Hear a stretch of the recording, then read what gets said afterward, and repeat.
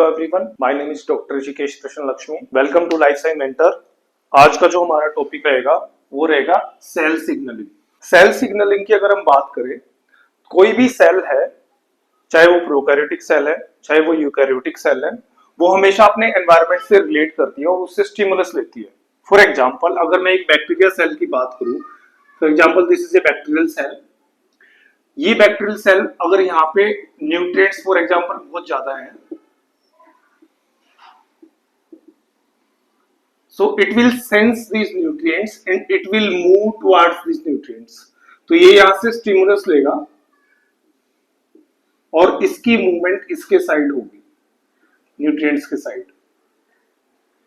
so this cell, this prokaryotic cell, it is responding to its environment। similarly अगर हम बात करें single cell eukaryotic animal की,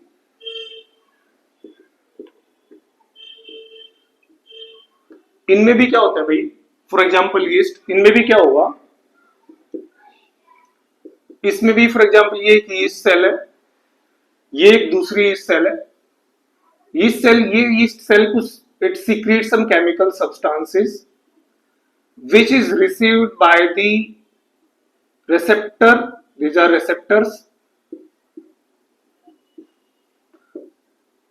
receptors, so these chemicals are received by receptors and due to which this cell shows movements towards second yeast cell। अगर हम बात करें eukaryotic multicellular animals की, यूकैरियोटिक मल्टीसेल्युलर एनिमल्स की, तो इनमें भी बहुत कॉम्प्लेक्स एंड सोफिस्टिकेटेड सिग्नलिंग देखने को मिलती है।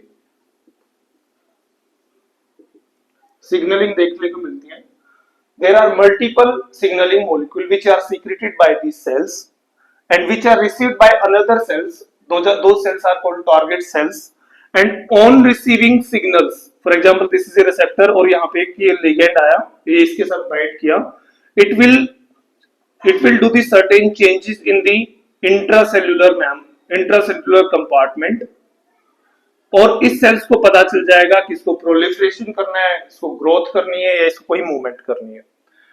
So signalling is very important part. अगर हम बात करें मोड ऑफ सिग्नलिंग की, so we can divide the cell signalling in two parts. First is direct signalling and second is signalling bye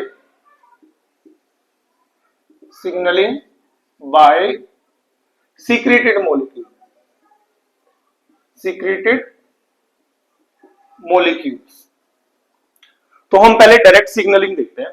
तो डायरेक्ट सिग्नलिंग में भी क्या होता है, देखो इसके नाम से ही पता चल रहा है, इसमें डायरेक्ट कांटेक्ट होगा और डायरेक्ट कांटेक्ट को भी हम दो तरीके से डिवाइड कर सकते हैं कि या तो वो सेल टू सेल कांटेक्ट होगा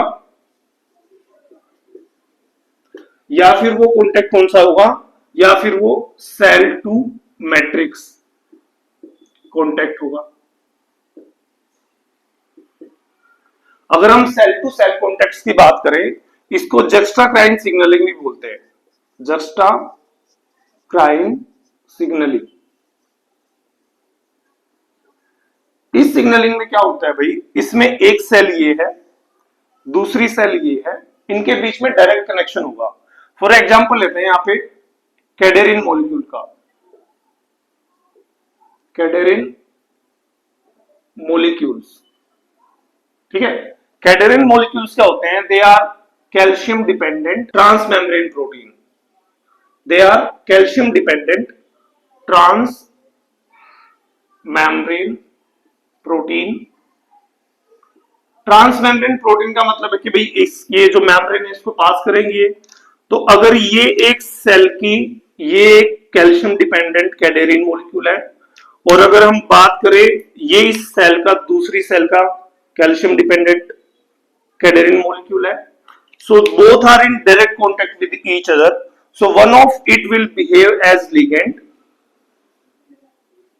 and other one will behave as receptor molecule.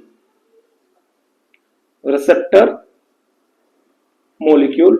और जो इस टाइप की सिग्नलिंग होती है, this type of signalling is called cell to cell contact या फिर जक्स्टाकाइन सिग्नलिंग.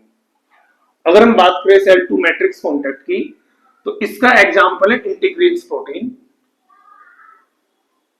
इंटीग्रीन प्रोटीन्स, इसमें क्या होता है भाई, इसमें एक सेल है,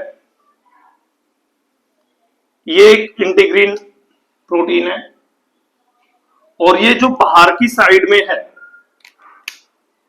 this part is the extra cellular matrix, ECM.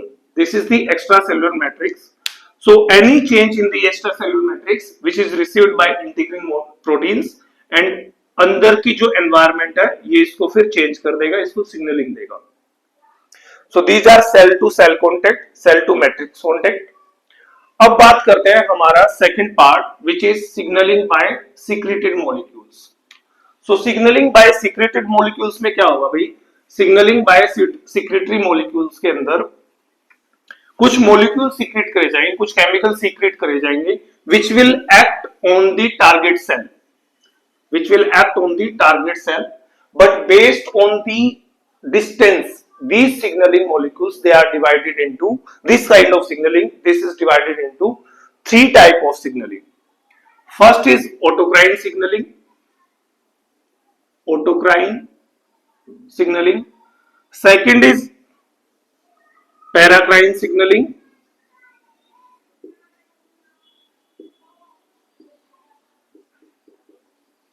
And third is endocrine signaling.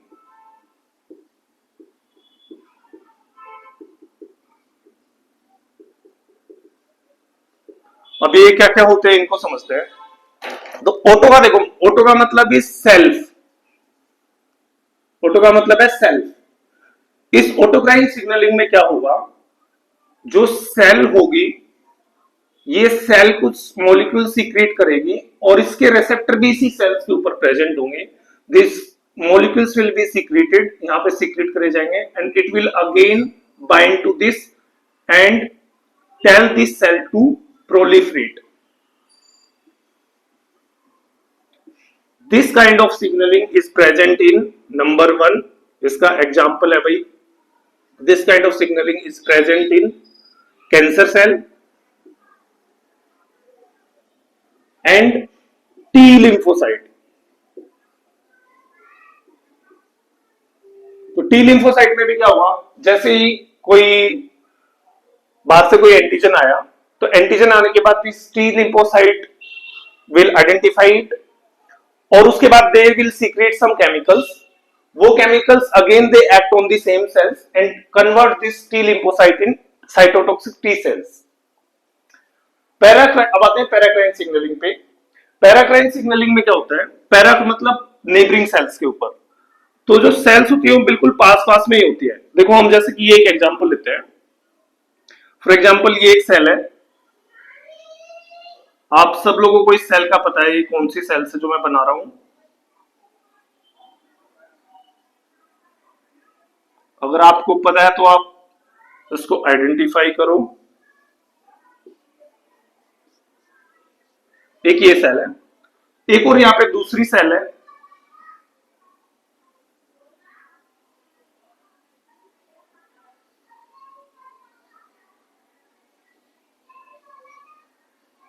मैं बस ऐसा रफ साइड डायग्राम बना रहा हूं इसमें. ये एक और सेल है. So these are neurons. So this is first neuron, this is second neuron. ये बिल्कुल पास पास में प्रेजेंट है. These are neighbouring cells. इसमें क्या होगा, इसमें एक्शन पोटेंशियल आएगा, यहां से ऐसे एक्शन पोटेंशियल ट्रेवल करेगा और साइनेप्टिक क्लेफ्ट के अंदर कुछ मॉलिक्यूल सीक्रेट करे जाएंगे. फॉर एग्जांपल एसिटाइलकोलिन जैसे GABA, and they bind on to the receptors which are present on the post synaptic neurons. वो यहां पे इससे बाइंड होंगे and they will activate some ion gated channel, जिससे वो नर्व पोटेंशियल फिर आगे बढ़ जाएगा. So this kind of signalling where two neighbouring cells के बीच में अगर सिग्नलिंग होती है, this kind of signalling is called paracrine signalling. अब आते हैं भाई एंडोक्राइन सिग्नलिंग पे. एंडोक्राइन सिग्नलिंग में क्या होता है? एंडोक्राइन सिग्नलिंग में एक सीक्रेटरी ग्लैंड होगी, ठीक है, एक सीक्रेटरी ग्लैंड होगी, और इस सीक्रेटरी ग्लैंड से कुछ लिगेंड्स प्रोड्यूस होंगे जिनको हम बेसिकली हॉर्मोन्स बोलते हैं. हार्मोन, जैसे ये हार्मोन यहाँ पे बना, it is secreted and it is dropped into the blood vessels. Blood vessels के थ्रू ये क्या होगा, अपने टारगेट सेल्स पे पहुंचेगा. तो अगर ऐसे लॉन्गर डिस्टेंस पे अगर सिग्नलिंग हो अगर ब्लड के थ्रू, और ये फॉर एग्जांपल एक टारगेट सेल बना लेते हैं हम यहाँ पे. So this is a target cell, इसके ऊपर इसका रिसेप्टर प्रेजेंट है, वहां पे जाके ये सिग्नलिंग मॉलिक्यूल बाइंड होगा and it will do the conformational change और डाउनवर्ड सिग्नलिंग पाथवे को ये एक्टिवेट कर देगा, और जिससे इस सेल फंक्शन करेगी.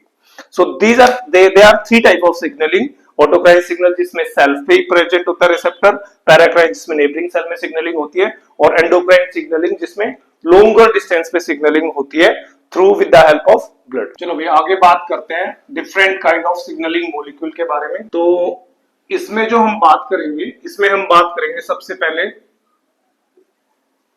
हाइड्रोफोबिक मॉलिक्यूल्स की,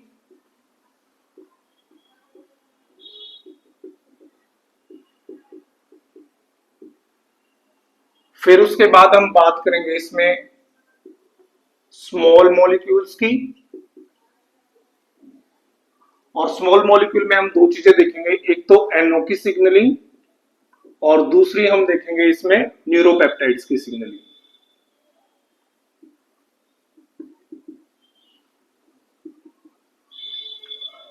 और उसके बाद जो थर्ड हम बात करेंगे वो हम बात करेंगे भाई इसमें पेप्टाइड हॉर्मोन्स के बारे में, peptide hormone and growth factor के बारे में.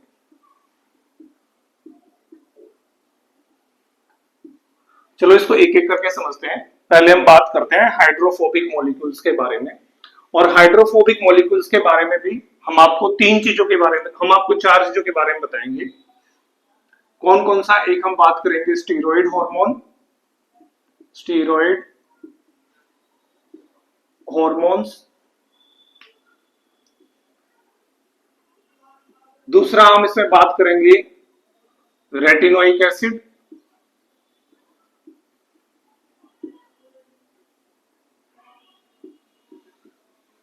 तीसरा हम इसमें बात करेंगे vitamin D3, vitamin D3, and fourth हम बात करेंगे थायराइड हार्मोन.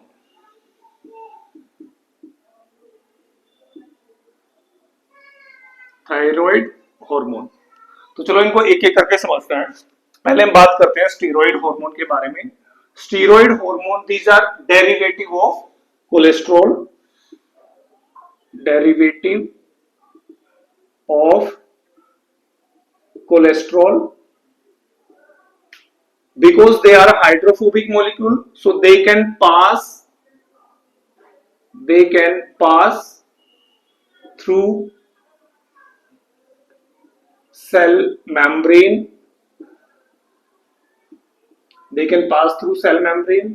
अगर ये सेल मेम्ब्रेन को पास करके अंदर चले जाएंगे तो इनके जो रिसेप्टर्स होंगे they are located in cytosol and nucleus, cytosol and nucleus. इनके जो रिसेप्टर्स है they are collective at nuclear receptor family. इनके जो रिसेप्टर्स होते हैं उनको बोलते हैं न्यूक्लियर रिसेप्टर फैमिली. अगर हम इसमें एग्जाम्पल की बात करें, एग्जाम्पल ऑफ स्टीरॉयड हार्मोन, तो वो होंगे टेस्टोस्टेरोन, टेस्टोस्टेरोन, और दूसरा होगा इसमें एस्ट्रोजन, प्रोजेस्टेरोन, प्रोजेस्टेरोन, फिर corticosteroids,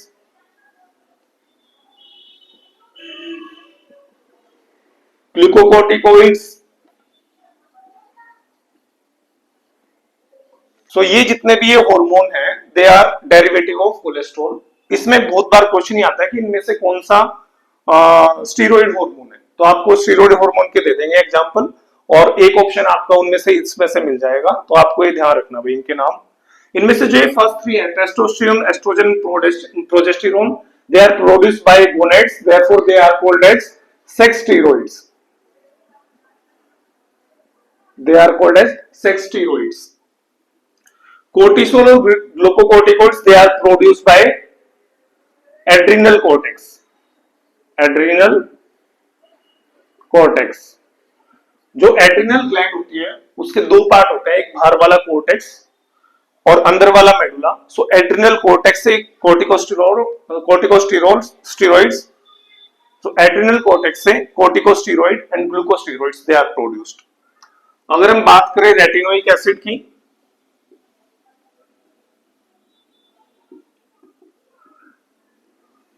so it is a derivative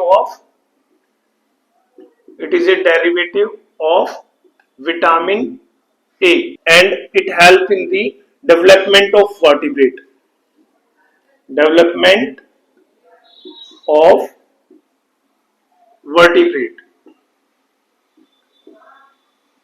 फिर हम बात करते हैं विटामिन D3 की।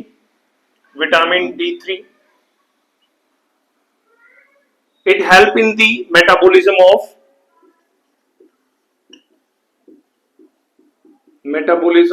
ऑफ कैल्शियम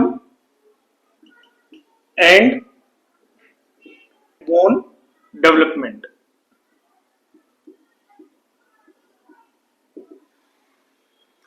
चलो उसके बाद बात करते हैं थायराइड हार्मोन की। So they are synthesized by an amino acid called tyrosine and it helps in the regulation of growth and metabolism in humans.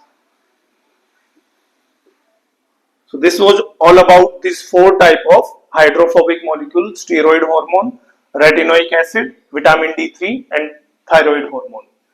अब इसके बाद हम एग्जांपल लेते हैं पहले इन स्टीरॉइड हार्मोन के और समझते हैं कि इनके जो रिसेप्टर्स हैं वो साइटोसोल और न्यूक्लियस में कैसे होते हैं। So let's take an example of this hydrophobic molecules. तो सबसे पहले हम एक एग्जांपल लेते हैं स्टीरॉइड हार्मोन का, दैट इज ग्लूकोकोर्टिकोइड। जो एक ग्लूकोकोर्टिकोइड होता है इट रेगुलेट ग्लूकोज मेटाबॉलिज्म।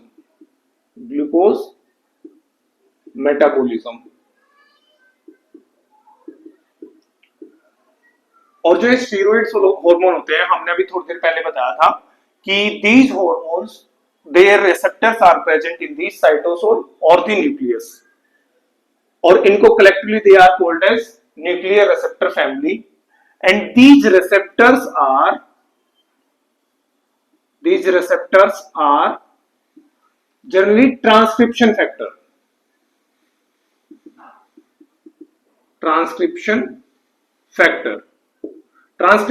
क्या होते हैं भाई? ट्रांसक्रिप्शन फैक्टर वो प्रोटीन्स होते हैं which regulate transcription in cell. तो देखो एक एग्जांपल लेते हैं। फॉर एग्जांपल ये एक सेल है हमारी, this is a cell,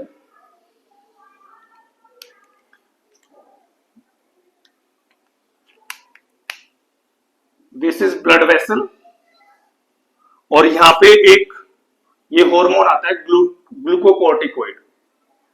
because it is a steroid hormone so it will directly pass cell membrane और ये कहां पे आ जाएगा, सेल के अंदर आ जाएगा। ये आया सेल के अंदर, ये आ गया सेल के अंदर। अब सेल के अंदर इनके जो रिसेप्टर्स हैं वो पहले इनएक्टिव फॉर्म में प्रेजेंट रहेंगे। और इनएक्टिव कैसे रहेंगे, फॉर एग्जांपल ये इसका एक रिसेप्टर है, ये इसका एक रिसेप्टर है, ठीक है, and this is ligand binding site. तो सबसे पहले ये इनएक्टिव फॉर्म में रहेंगे एक दूसरी प्रोटीन के साथ मिलके, किसी दूसरी प्रोटीन के साथ मिलके, ठीक है।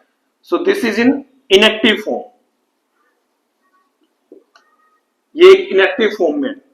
जो ये इनएक्टिवेट करा जाता है ये रिसेप्टर, ये किया जाता है भाई एक HSP90 होता है, HSP90।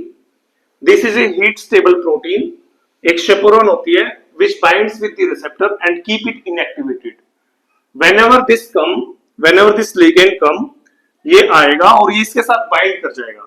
जैसे ये इसके साथ यहाँ पे बाइंड करेगा, इस रिसेप्टर के अंदर एक कन्फर्मेशनल चेंज होगा और जैसे ही कन्फर्मेशनल चेंज होगा ये HSP90 यहाँ से चला जाएगा और ये रिसेप्टर क्या हो जाएगा, फ्री हो जाएगा and it will form dimer.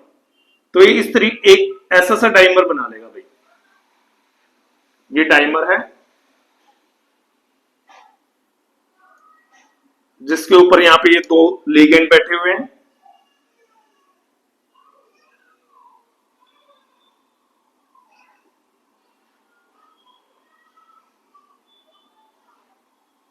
एक लिगेंड यहाँ पे है और एक लिगेंड यहाँ पे ये बाइंड किया हुआ है। मैं इसको इसी से बना देता हूं, दीज आर लिगेंड्स, ओके। जो ये लिगेंड यहाँ पे बने बैठे हुए हैं, ये लिगेंड क्या करेंगे, अब ये एक डाइमर बन गया है, dimer, active dimer.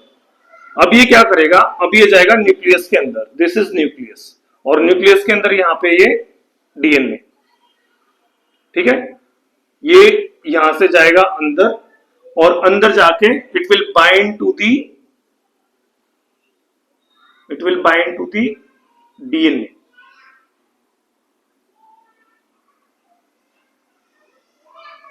It will bind to the DNA और साथ साथ इनके साथ साथ को एक्टिवेटर प्रोटीन्स भी यहां पे प्रेजेंट रहती है। एक हम को एक्टिवेटर प्रोटीन भी बना देते हैं इसमें, दिस इज को एक्टिवेटर प्रोटीन्स। को एक्टिवेटर प्रोटीन्स इसको ट्रांसक्रिप्शन में हेल्प करती हैं, दिस आर को एक्टिवेटर प्रोटीन। जैसे ही इसके साथ बाइंड होगा डीएनए से, तो इसका यहां पे क्या हो जाएगा शुरू, ट्रांसक्रिप्शन। ट्रांसक्रिप्शन यहां पे ऑन हो जाएगा। सो एक बार दोबारा देखते हैं, ग्लूकोकोर्टिकोइड आएगा, दिस इज ग्लूकोकोर्टिकोइड। ग्लूकोकोर्टिकोइड आने से पहले जो इसका रिसेप्टर है, it binds to the HSP19 chaperone. ये अगर इसके साथ बाइंड रहेगा तो ये इनएक्टिव फॉर्म में रहेगा। अगर ये इनएक्टिव फॉर्म में है तो ये कभी भी आगे प्रोसेस नहीं कर पाएगा। So whenever glucocorticoid come and it will bind to the receptor, receptor के अंदर एक कन्फर्मेशनल चेंज होगा, कन्फर्मेशनल चेंज होने से HSP90 यहां से हट जाएगा and it will make form dimer, और ये डाइमर जाएगा डीएनए के साथ बाइंड होगा।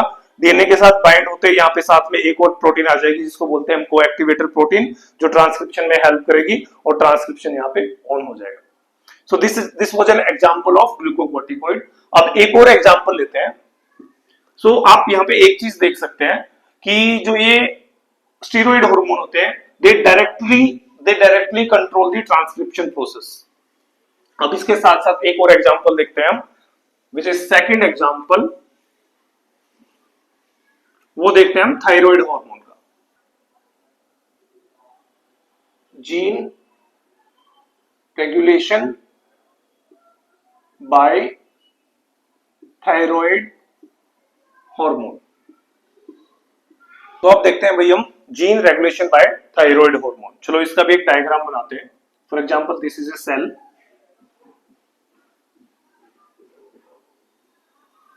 ये एक सेल है, इसमें दो कंडीशन बनाते हैं, एक जब हमारा थायराइड हार्मोन प्रेजेंट है और एक जब थायराइड हार्मोन एब्सेंट है। तो मैं ऊपर लिख देता हूं thyroid hormone absent.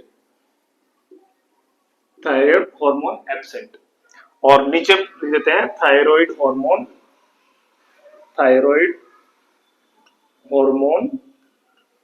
Present.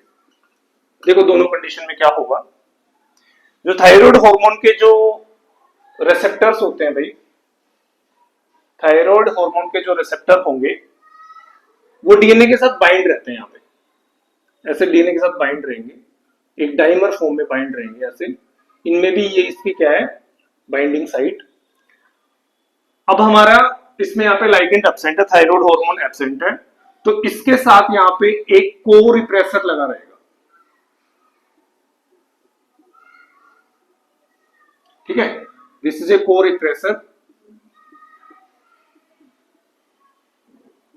and its name is histone deacetylase, histone deacetylase. और इस कंडीशन में यहाँ पे जब लाइगेंड एब्सेंट है और इस कोरिप्रेसर ने इसको बाइंड कर रखा है, तो यहाँ पे क्या होगा, ट्रांसक्रिप्शन ऑफ रहेगी, ट्रांसक्रिप्शन यहाँ पे ऑफ कंडीशन में रहेगी, यहाँ पे ट्रांसक्रिप्शन नहीं होगी। बट ऐसी कंडीशन जब यहाँ पे थायराइड हार्मोन प्रेजेंट होगा, ये लाइगेंड आ गया यहाँ पे भाई, अगर ये भी यहाँ पे आ जाएगा तो उस कंडीशन में क्या होगा, उस कंडीशन में क्या होगा भाई, ये जो यहाँ पे डाइमर था, receptor dimer which is a transcription factor, it will bind to the receptors, और जैसे ही इसके साथ बाइंड करेगा इसमें कंफर्मेशन चेंज होगा और ये यहां से हिस्टोन डीएसिटाइलेज यहां से चला जाएगा, यहां पे आ जाएगा इसके साथ एक को एक्टिवेटर, और इसका नाम है histone acetylase head, histone acetylase. ये हिस्टोन एसिटाइलेज क्या करेगा, इस डीएनए में एसाइल ग्रुप को ट्रांसफर कर देगा, दिस इज एसाइल ग्रुप, ये इस एसाइल ग्रुप को यहां पे ट्रांसफर कर देगा ऐसे। जैसे ही ट्रांसफर करेगा ये डीएनए का यहां पे क्या शुरू हो जाएगा, ट्रांसक्रिप्शन।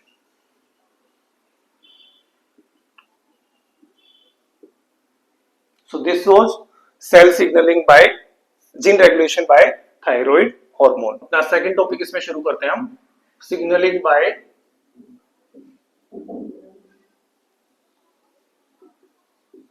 small molecule। और इसमें हमें दो चीजें पढ़नी है, एक तो हमें इसमें पढ़ना है भाई NO signalling, nitrous oxide signalling, और दूसरा हमें इसमें पढ़ना है न्यूरोपेप्टाइड्स की सिग्नलिंग। सो हम शुरू करते हैं NO से। NO is a gaseous signalling molecule. ये गैसियस सिग्नलिंग मॉलिक्यूल भाई कैसे काम करता है, देखो फॉर एग्जांपल ये एक ब्लड वेसल है और यहां पे ये इसकी एंडोथेलियल सेल्स लगी हुई हैं,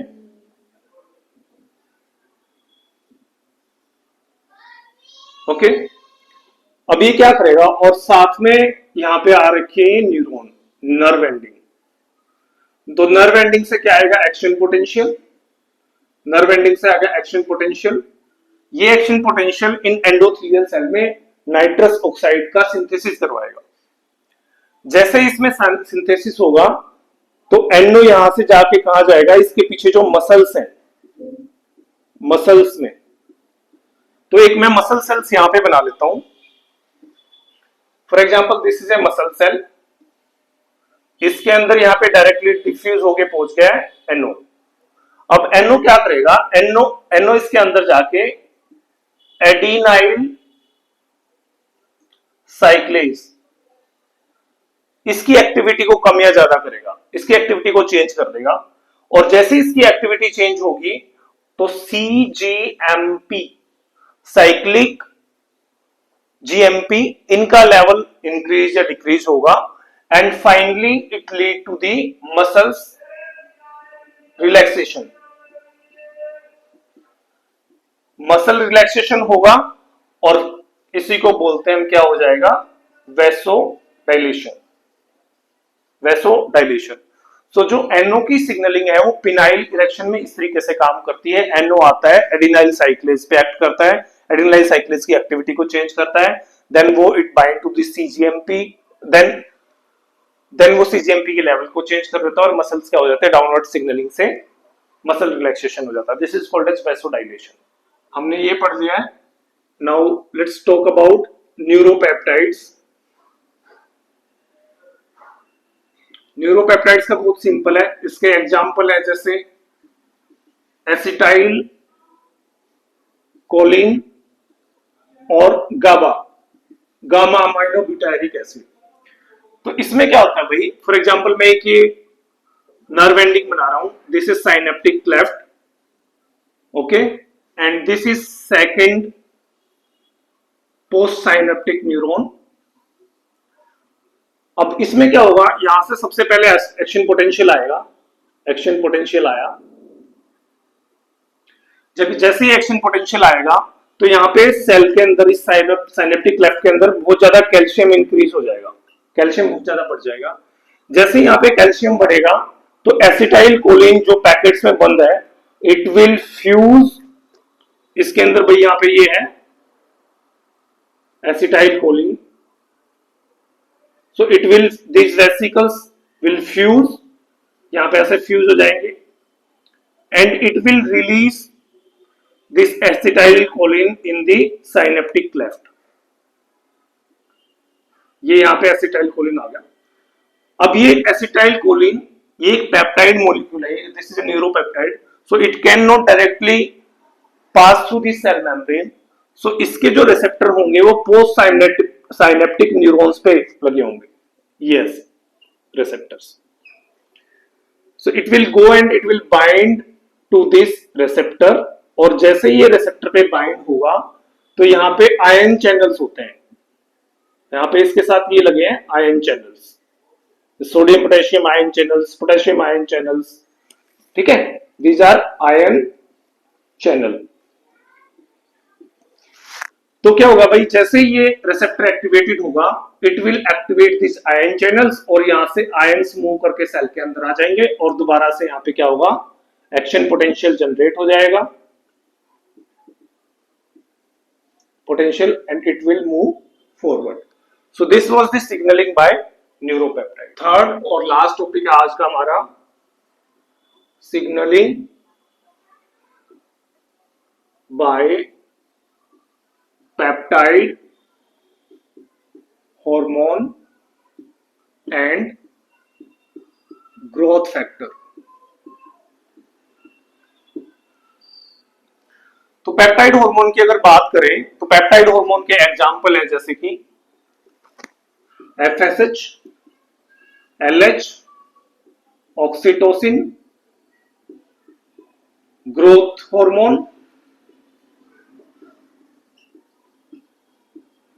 ये जो हार्मोन्स होते हैं they are hydrophilic in nature, they are hydrophilic in nature, therefore they cannot pass through the cell membrane। इसका मतलब ये होगा कि ये जो एक सेल है इसके रिसेप्टर जो होंगे टारगेट सेल के यहाँ पे प्रेजेंट होंगे, और जैसे ही यहाँ पे आके लाइगेंड बाइंड करेगा तो ये इसके अंदर यहाँ पे नीचे सिग्नलिंग को पास कर देंगे, ठीक है।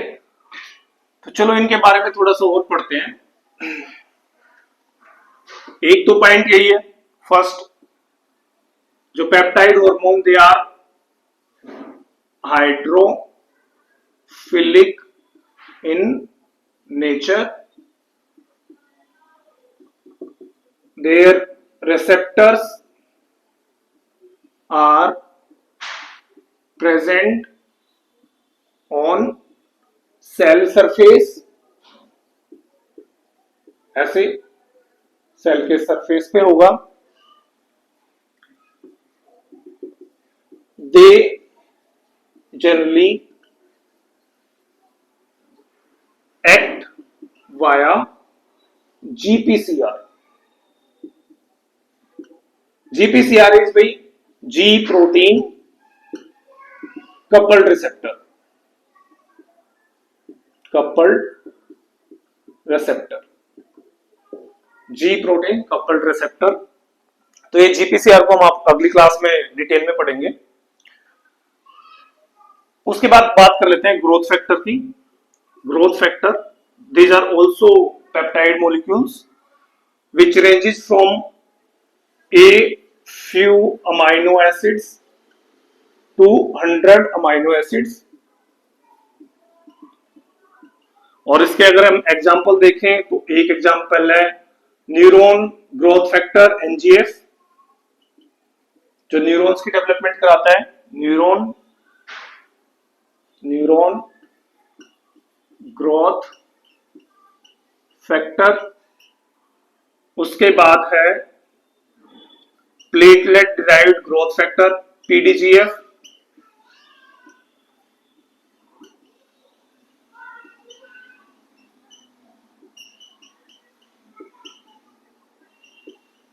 जो वुंड हीलिंग में हेल्प करता है। और इसका एक और एग्जांपल है, that is epidermal growth factor.